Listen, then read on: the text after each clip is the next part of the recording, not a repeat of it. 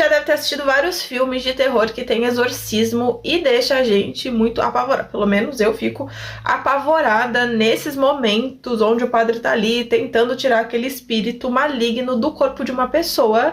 Mas eu fico pensando como deve ser isso na vida real.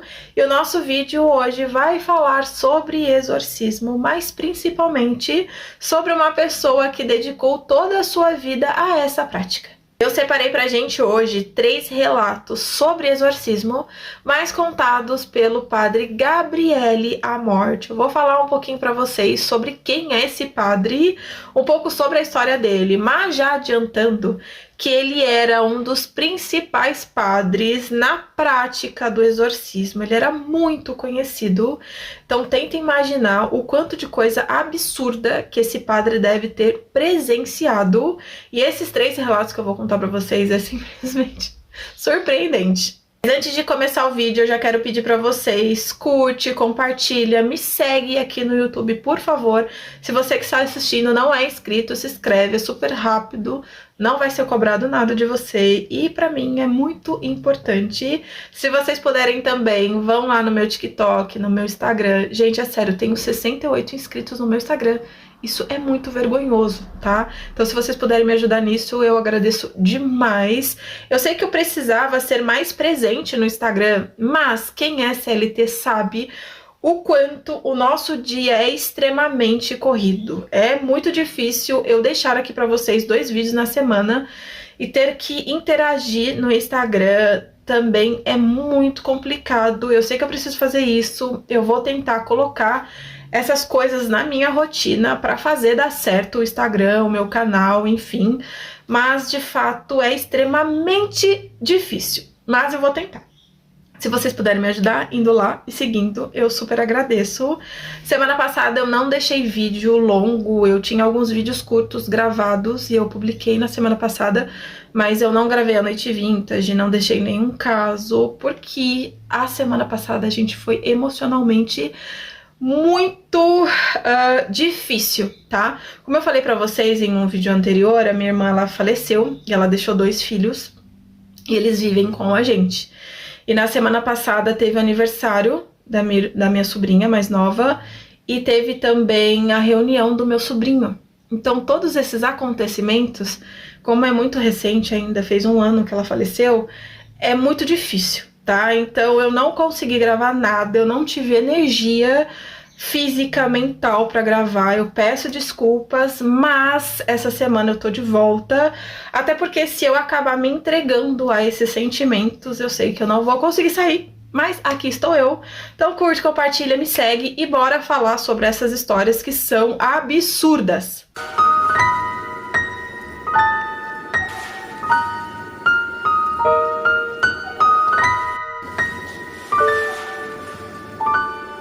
Gabriele Amorth nasceu no dia 1º de maio de 1925 na cidade de Modena, na Itália, e talvez a infância dele não combinasse nem um pouco com o homem que ele se tornaria, porque segundo relatos sobre a sua infância, o Gabriele costumava ir para a missa acompanhado dos pais, mas ao invés de prestar atenção no padre na missa, ele gostava mesmo era de brincar dentro da igreja. Um garoto travesso, nada parecido com a imagem do sacerdote que décadas depois seria conhecido mundialmente por seus relatos de exorcismo.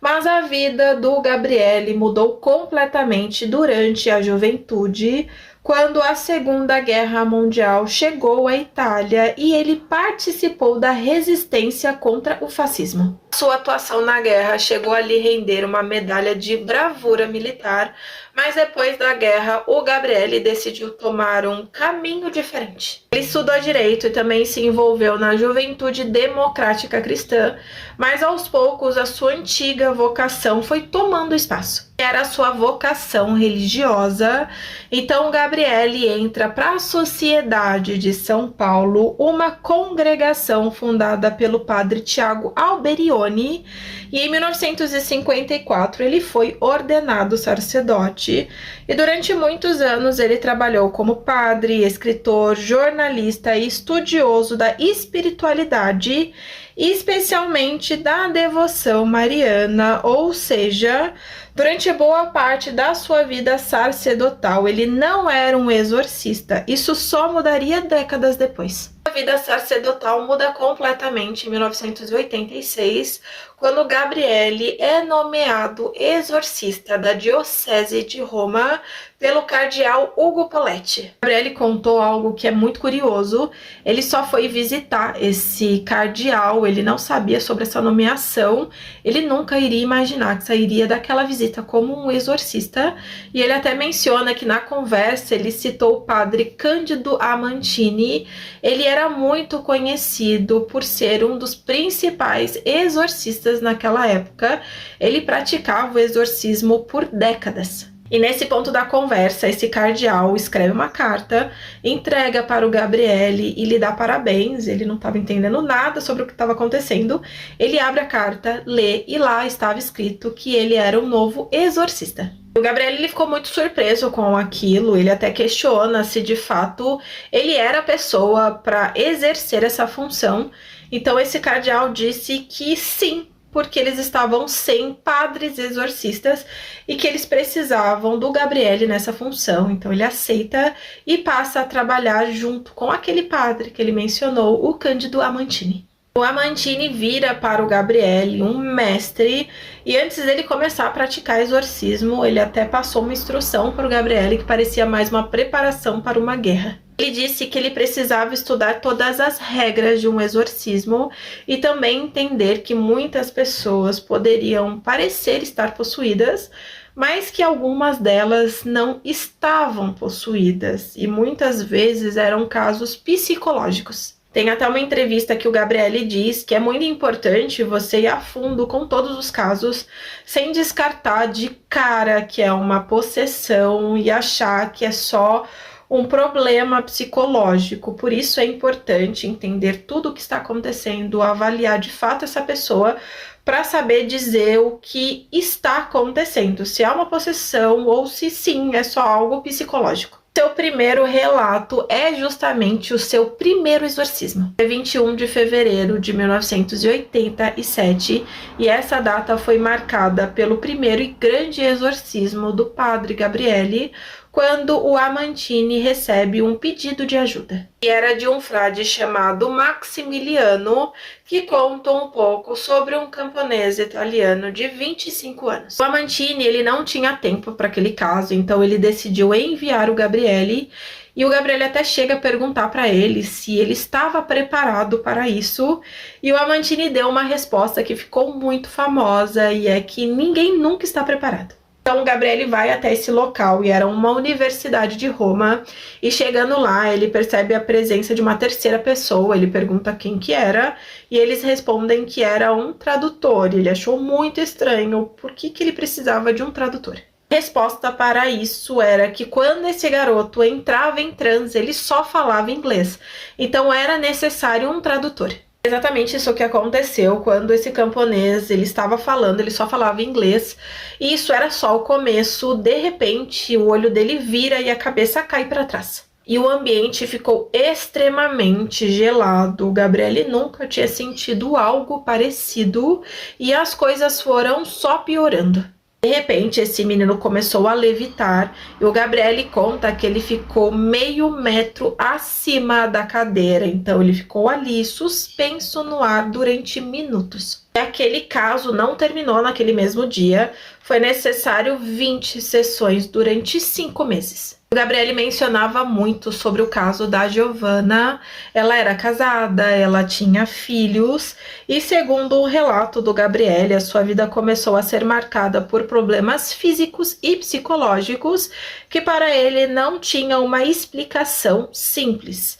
Ela sentia muitas dores de cabeça, dores de estômago, desmaios, e ela até procurou uma ajuda médica, mas o caso acabou chegando até o religioso, que acreditava que poderia existir uma outra explicação, e foi quando o Gabriele entrou na história. E segundo seu relato, a Giovanna estaria enfrentando aquilo que ele interpretava como uma ação demoníaca envolvendo 3 entidades, e de acordo com essa narrativa, um dos problemas teria começado antes mesmo dela se casar. Gabriele dizia que uma mulher que estava interessada no homem que seria o seu futuro marido teria recorrido a práticas de feitiçaria contra Giovanna. O casal então teria sido submetido a orações e sessões de exorcismo, e os primeiros problemas, segundo Gabriele, desapareceram relativamente rápido. Mas o terceiro foi diferente, muito mais resistente. O acompanhamento teria durado aproximadamente 3 anos. Durante as sessões, o Gabriele dizia que a Giovanna apresentava comportamentos que os religiosos envolvidos interpretavam como sinais de uma presença demoníaca. Ela tinha diversos comportamentos extremamente absurdos e o Gabriele acreditava com 100% de certeza que a Giovanna estava sim possuída. Gente, justo no terceiro relato, que eu acho que é o mais assustador, os cachorros começaram a ficar extremamente bravos. Dos vizinhos, os meus. Dá pra ouvir, né? Eu vou continuar gravando ainda assim, porque se eu for esperar todos os cachorros pararem, eu vou ficar aqui até amanhã. Então vamos falar sobre o terceiro, que também, na minha opinião, é o mais assustador. Gabriele afirma que durante esses exorcismos, algumas pessoas cuspiam objetos que não pareciam estar dentro do corpo dessas pessoas, não pareciam e nem deveriam estar lá. Então, nesse relato, o padre Gabriele disse que esse caso ficou muito impactante na história dele, porque justamente a pessoa chegou a vomitar mais de 2 quilos de material e que a entidade disse para o Gabriele que faria essa pessoa vomitar até um rádio. Mas começou a vomitar alguma coisa na mão do Gabriele. Ele até achou que era só saliva, mas quando ele olha para a mão, ele percebe que são pregos. E que esses pregos tinham cerca de 10 centímetros. E ele conta que aquele não foi um caso isolado. Teve outras pessoas que também vomitavam esses objetos.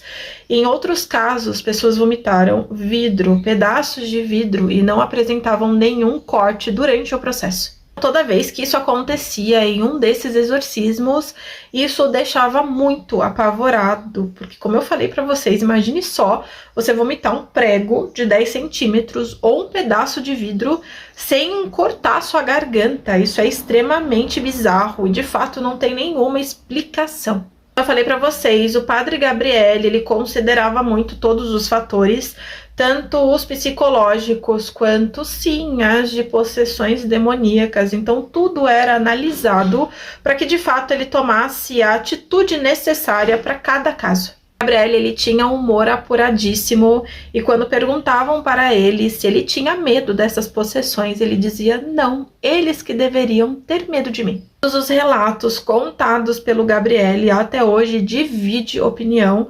Tem muita gente que acredita, tem muita gente que diz que é impossível, outras que acham que sim, pode até ser que isso aconteceu, mas não por questão de possessão demoníaca, e sim por problemas psicológicos. Eu quero saber de vocês, o que vocês acham de tudo isso?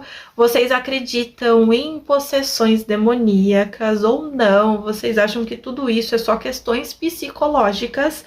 Eu vou dar a minha opinião, tá bom?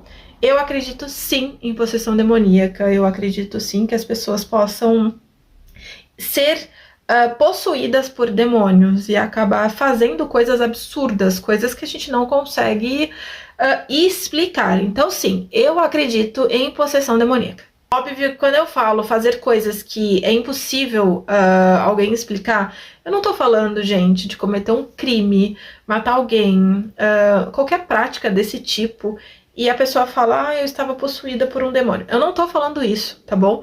Eu tô falando esses casos de exorcismos mesmo, onde as pessoas falam em línguas que elas nunca estudaram, elas sabem sobre coisas das pessoas que estão ali naquele local e ela não deveria saber, porque elas não conhecem essas pessoas. Então, esse tipo de comportamento, vomitar vidro, por exemplo, prego. Então, quando eu falo esse tipo de comportamento, tá?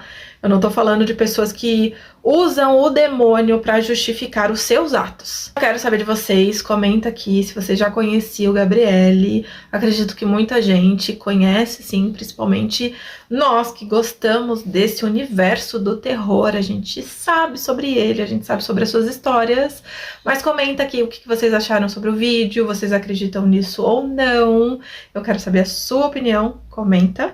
Vou pedir também, curte, compartilha, me segue no YouTube, no TikTok, no Instagram. E eu espero que vocês continuem acompanhando os próximos vídeos.